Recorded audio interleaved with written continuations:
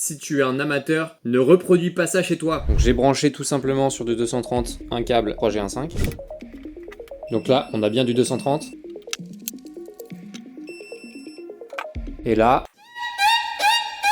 Pardon mon gars, t'as cru que j'allais me prendre une patate juste pour tes beaux yeux? Va falloir me croire sur parole. Les gants te protègent face à un choc électrique, mais ce n'est pas magique. Moi, à la base, je les ai utilisés uniquement pour me protéger contre les chocs mécaniques. Résultat, mes mains sont plutôt bien protégées contre les coups et les éraflures que tu prends sur les chantiers. Mais un jour, j'ai découvert leur vrai super pouvoir par hasard sur un chantier en triphasé. Je touche un fil et je me rends compte après coup qu'en fait, il était bien sous tension, alors que je n'avais pas pris de choc électrique. Alors attention, ce n'est pas magique. Si tu érafles simplement le fil sous tension, normalement tu ne devrais pas prendre de choc. Par contre, si la surface de contact est plus importante ou si tu restes plus longtemps dessus, là les gants ne suffiront plus. Comment est-ce que je le sais? C'est très simple. Pendant un dépannage de 5 heures que je t'avais raconté en vidéo, j'étais claqué. J'ai eu la flemme de retourner couper le courant pour la énième fois. Grave erreur. Je monte sur une échelle à 3 mètres de hauteur. Là, je modifie mon câblage dans une boîte de dérivation. Et là, c'est le drame. Je touche un fil sous tension de manière assez prolongée. Bon, là, ça n'a pas échappé. J'ai pris une secousse. Mais j'aurais dû prendre une secousse bien plus importante que ce que j'ai pris et ça m'aurait fait tomber de l'échelle. Donc là, le port des gants m'a vraiment sauvé sur ce coup-là. Allez, je t'explique pourquoi ça marche en 30 secondes. U est égal à RI, c'est la loi d'Ohm pour rappel. U, c'est ta tension qui est exprimée en volts. En France, elle est de 230 volts.